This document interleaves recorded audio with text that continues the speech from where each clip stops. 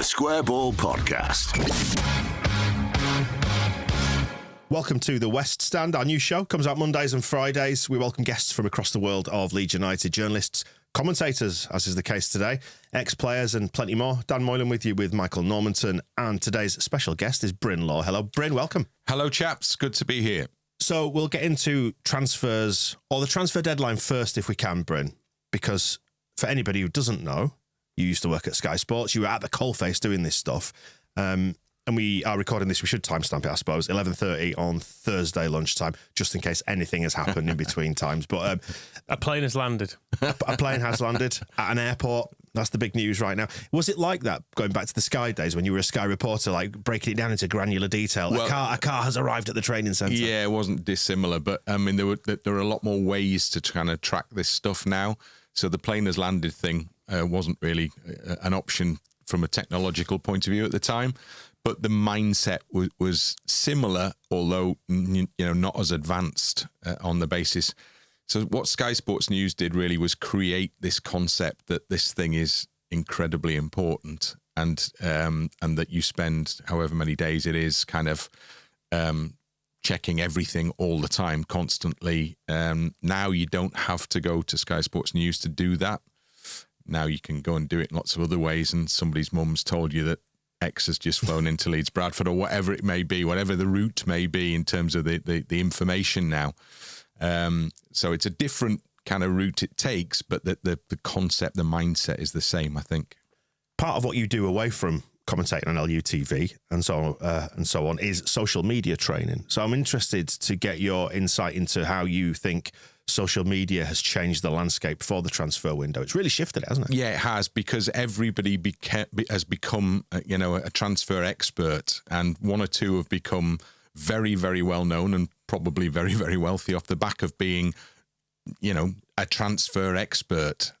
So there's definitely a large part. I saw it happening at Sky Sports News. So one of the cards on the table. I never enjoyed transfer deadline day. It was my least favourite day of the Sky Sports News calendar. But towards the end of doing them, I was at Hull City very early one morning, because you're up at 6 and you don't finish possibly until 1 or 2 a.m. the following day, potentially, depending on how much is going on.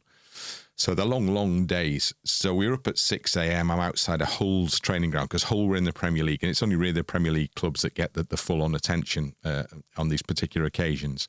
So I was outside of Hull's training ground, which is in Cottingham, I think it is. And it's kind of down a little residential road. There's houses either side. It's pretty tight for parking. We weren't allowed on site, so we're parking in the street. And that's where you are all day. There's no access to anything, to such an extent that one of the locals came out around about 5 o'clock and said, "Do you want to come round our house for tea?" to me and the cameraman. He said, "I'll cook you some tea if you want." So that was the day. But all the way through that day, virtually from the moment we arrived and got set up, so that would have been about 7 a.m., there was a young guy there who was probably in his mid-teens, and he was just there all day long. And as the day progressed, it was obvious he was kind of observing, but also wanted to effectively interact. And I heard him talking to somebody, a mate of his, on his mobile phone at one point, saying, I think the guy was called Finn Bogasson, I think he was called. I may have got that wrong, but it was a forward. It was one of those where I checked it. Yes, he is a footballer. And he said to this guy, that his agent's just left Hull's training ground now. And he was talking to his pal on the phone. And I heard this. Nothing was happening. I heard this and I thought, oh, that's interesting. So I then went to Sky Sports News and said, there's a possibility here that Finn Bogasson might be talking to Hull City. And then we didn't have any live capability because they weren't that interested in Hull City. So we had to record stuff and send it to them. So I did a little thing about that. And it was, it was nonsense. It wasn't Finn Bogasson's agent. He ended up he went somewhere, West Ham or something. But I listened to this kid and I thought, that sounds plausible. I've got nothing to offer in this whole thing. The battle is for airtime on that particular day. You've got to be up there fighting, saying, well, I've got one for you here. And that was all I had. And it came via the mouth of some kid who was standing outside.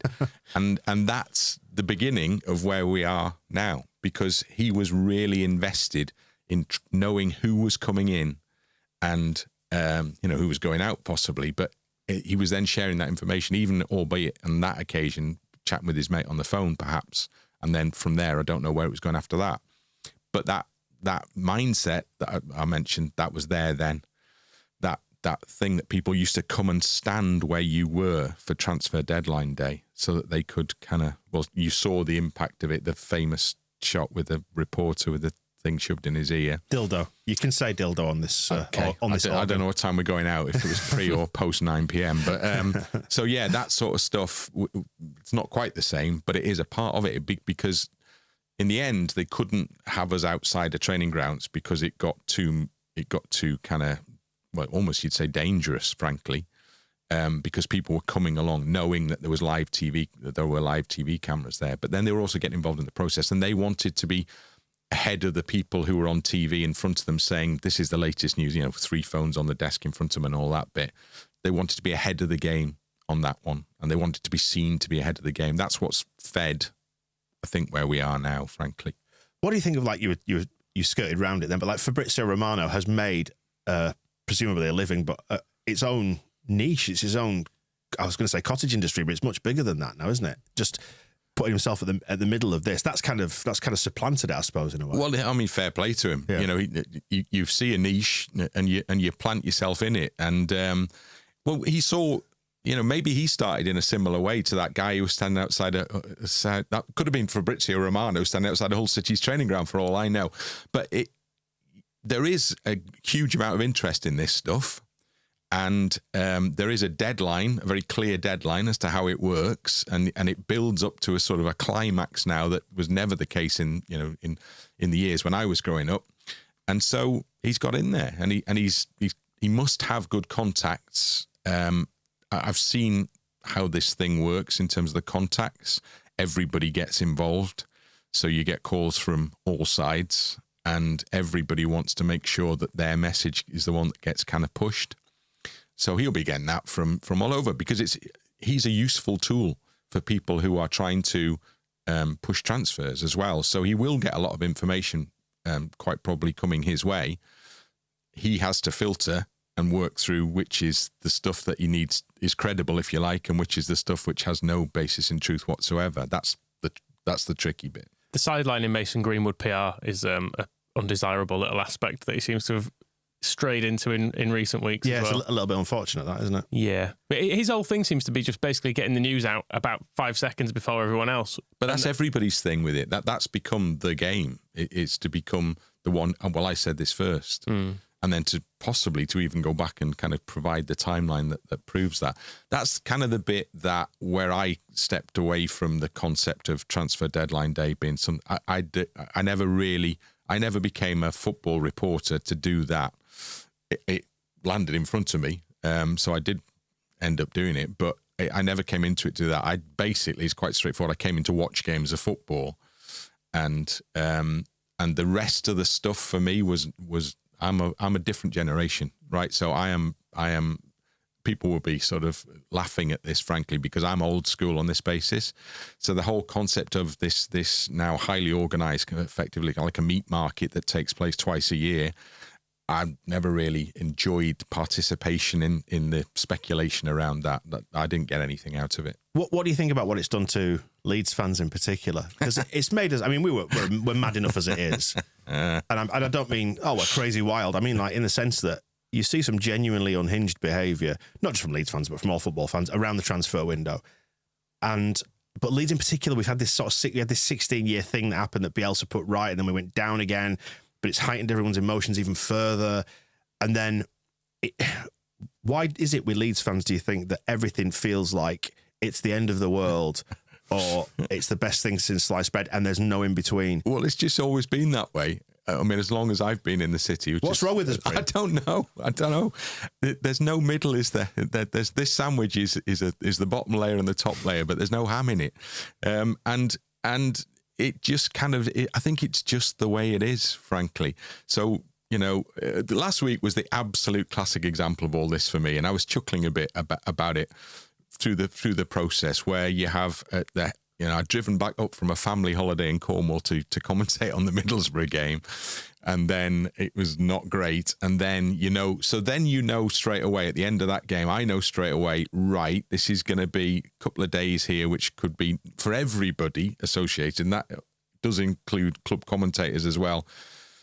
Can get a little bit hairy here because the social media negativity, if there's nobody else to shout at, then have a shout at me. And that occasionally happens. Not very much, but it does occasionally happen. But that then there's extra scrutiny on things like post-match interviews and all the rest of it.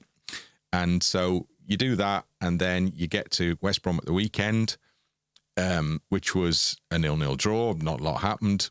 In the circumstances, maybe a bit of a cliche, but it wasn't a bad point.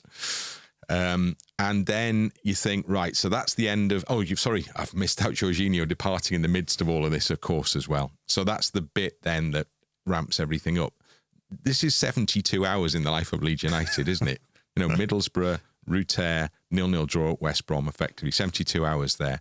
And at the end of that 72 hours, people are seething now.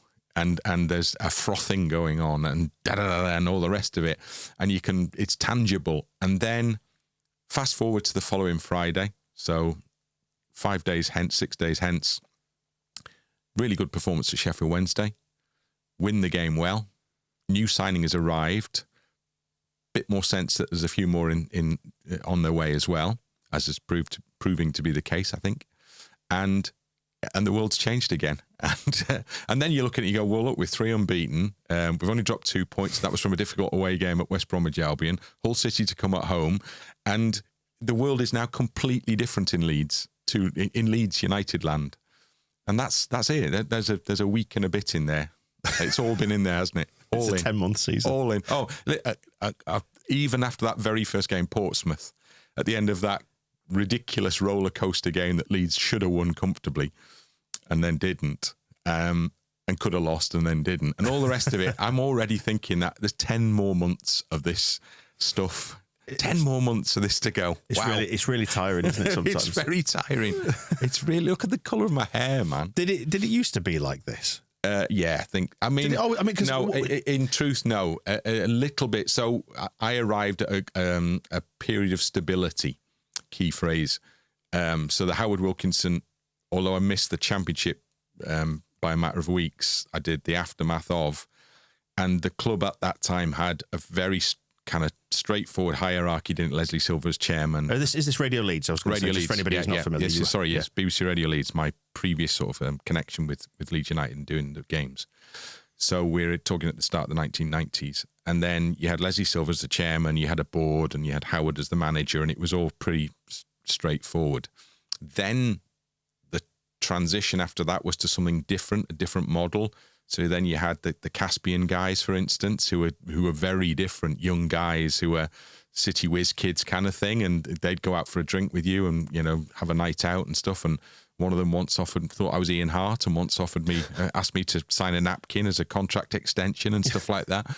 So that was a very different vibe around the place. But that's where maybe the change began to take place, where you went from that very traditional, very successful, steady local business guy and similar guys on the board to a different model. And from that point on, maybe it's all gone it's gone a bit crazy. It was smaller, wasn't it? The world felt smaller. Football felt a lot smaller. Yes, yeah. It was. You wouldn't get a transfer deadline day scenario at that stage because it just wasn't really that important. There were transfers. I remember talking to Howard Wilkinson about a David Batty deal when they sold David Batty to Blackburn, was it, for $4.5 million, I think the figure was. And I was still a sort of wet behind the ears, relatively speaking, young reporter, and I went to do Howard Wilkinson in the aftermath of the sale, and I said to him something like, "But Howard, how can anybody comprehend these numbers? I mean, $4.5 million is just not.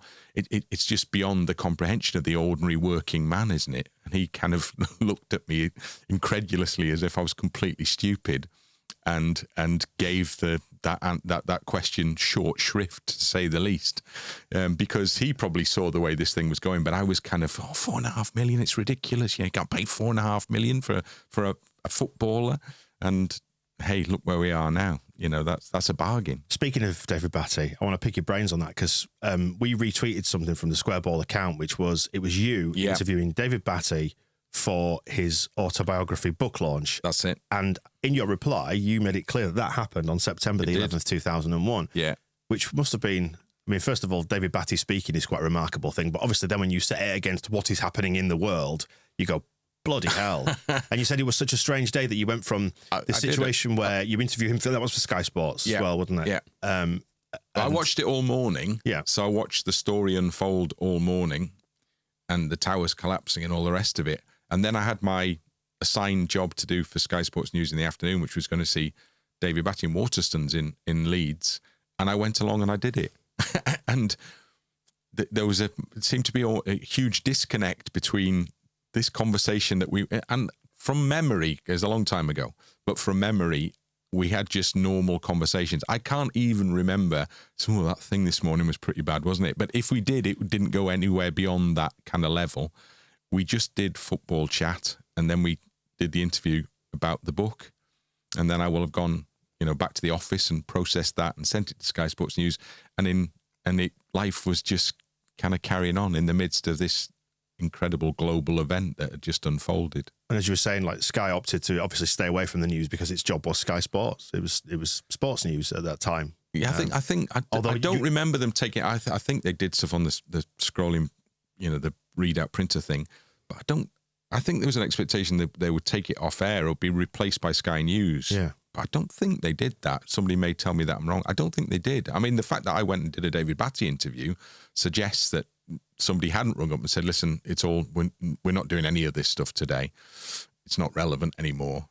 I went and did it. So I think we just carried on. Yeah, it was an interesting symbol, I suppose, of somebody at some point going, the world has stopped and has changed forever today, but certain ordinary things just continue. Football. Yeah. That football just carries on kind of thing. Can you remember anything of how Bats was? Well, Bats was Bats. He was always... I got on well with a guy well, Hayden Evans, was his agent, and I got on well with Hayden. So Hayden was helpful in terms of dealing with David, and you did need a bit of help sometimes with dealing with David because he didn't like doing stuff. So I probably got more out of him than most did, frankly, and that interview was, he had something to sell that day, so that would have been arranged by Hayden, or the publishers or whatever. So he was, but one of the big ones I got him to do an interview once, and the way I got him to do the interview was he loved his motorbikes. That was his big thing. His passion was motorbikes. Sky were covering the Superbikes event. I think it was at Brands Hatch. So I'd spotted this, and I went to him. It was in just before the season started, and said to him, if I could get you tickets for the Superbikes, would you do me an interview there? And he went, yeah, definitely. Yeah. Only if you get them for my brother and my dad as well. So I got him tickets for the three of them for the Superbikes. And the Superbikes people came back and said, would he present a trophy to one of the winners of one of the races? So I went back and Bats, this has got even better now because you've got trackside access, pits, whatever it is, access, and you're going to get to present a prize to one of the race winners as well. Oh, great. Yeah, that's brilliant. Yeah. So he went straight from a pre-season friendly at Birmingham on a Saturday. He drove down. It was the Sunday they were going for, and they camped the night before in a tent on the field ahead of it. They went out for a few beers. The tent collapsed, as I remember it, and they kind of, they just slept in sleeping bags on the grass or whatever.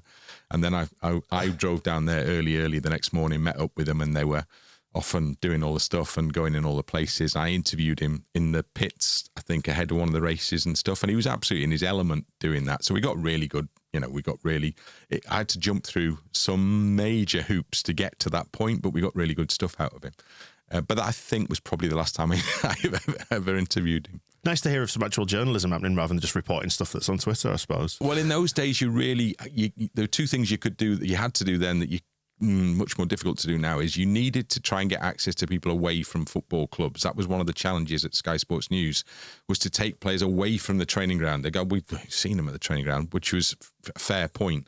So you would try and find stuff like that to do, which was them in a different environment, because it just made for... So I'd spend days on end trying to kind of create scenarios where we could get Dean Windass on a building site up by the airport on one occasion.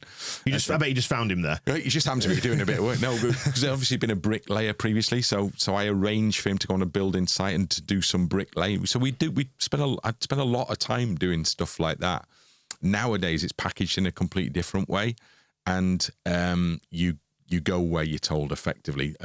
There's much less of that kind of. If I did that now, the club would. I'm not saying Leeds. I'm saying any club would want they'd want a voice in the conversation, and it probably might not happen. And so when you're doing media training as well for younger footballers, what would your advice be to them if it said a journalist has contacted me and wants me to a building site? Obviously, it sounds quite dangerous in that respect. But I mean, like, would you say you need to clear this with another dozen people before you actually agree? I mean, that's why I don't think it would happen. And the point you mentioned about putting them on a building site would be much more, and rightly so, actually. When I think about, when you said that, I think what we had Dean doing, climbing up and down ladders, the bricks he laid were like 20 foot up in the air, and he probably had a hard hat on, probably. So I think yes. There's not much to damage in Dean's head. But insurance, think of the if he'd slipped off that ladder and who's liable on that basis? So all of a sudden, like, I'm thinking, what was I thinking of? It was crazy. Another time we took, it was another Bradford player, but we took Jamie Lawrence. He was going into Leeds anyway to do something. They'd had a good win at the weekend when they were in the Premier League. And it was the time when he just dyed his hair purple. And so we had him walking through Leeds City Centre with his purple hair. So this cool dude with the purple hair, very striking looking.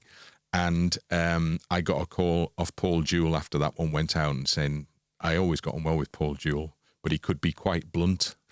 And basically was saying, what you think you're doing there, put my player on like that? And that was one of those instances where they didn't have the power at the time to kind of veto stuff like that. Whereas now, if I'd done it now, the people would have gone mad about it. The clubs would have gone mad and said, you can't do this.